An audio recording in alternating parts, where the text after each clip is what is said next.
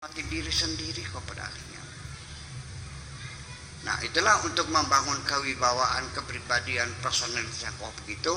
Saya ingin tularkan sedikit ilmu saja malam ini. Nanti kita dialogkan.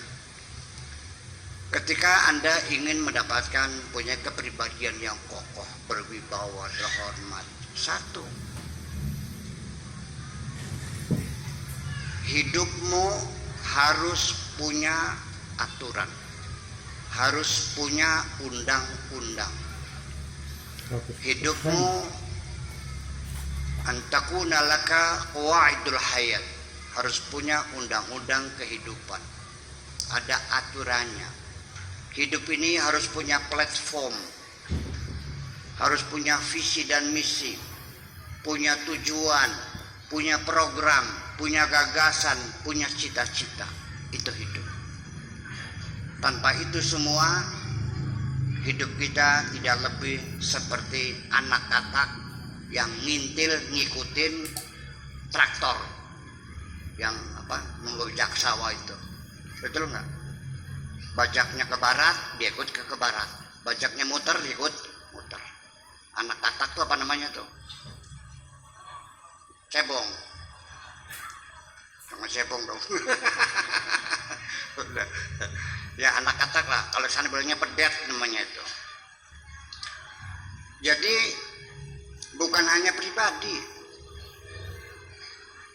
organisasi, lembaga apapun jelas dong, ada ADART-nya, ada aturannya, iya kan?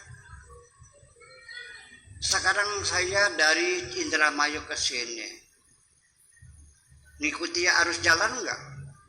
Ada aturannya, ada lampu merahnya, ada lampu hijaunya, ada fairboardnya, ada dilarang parkirnya, ada dilarang stopnya dan sebagainya. Itu semuanya harus ada aturan. Hidup ini harus ada aturan. Yayasan saja ini nih, Masjid Al-Hidayah ya, ada aturannya enggak?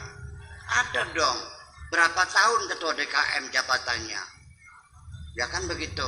Bagaimana sistem seleksi ketua DKM itu? Iya, apa namanya itu? Panja. Ada. Tugasnya apa-apa? Jelas. Nanti kotak infak yang muter tiap Jumat itu siapa yang pegang kunci? Siapa yang menyimpan? Ada aturannya, nggak bisa. Setuju nggak begitu? Ya kalau nggak ada aturan ya gimana? Nah oke, ini satu poin.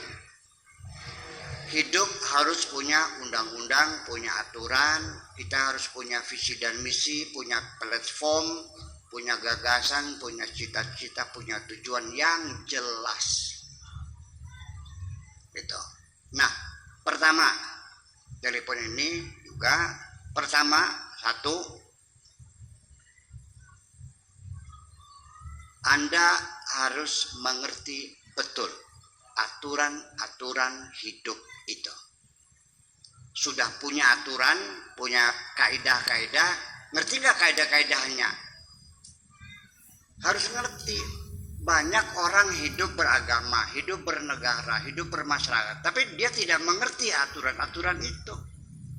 Baru saja tadi sebelum berangkat ke sini nih, ada panitia pembangunan masjid.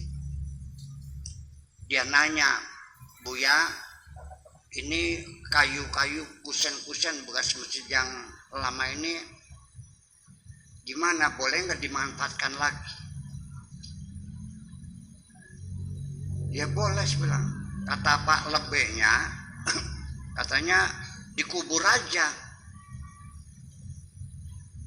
Artinya tidak boleh dijual, tidak boleh dipakai untuk apapun.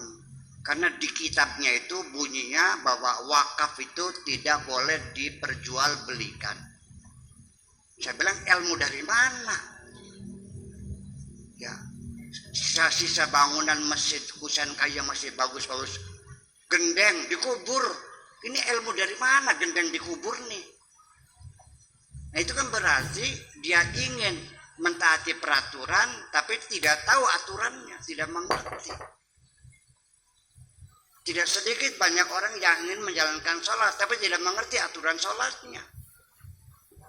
Masa lagi sholat garuk-garuk begini-begini. Iya, sampai ada yang kentut saja nggak tahu dia batal tuh. Terus saja sholatnya. Jadi kita mesti tahu aturan-aturan semacam itu.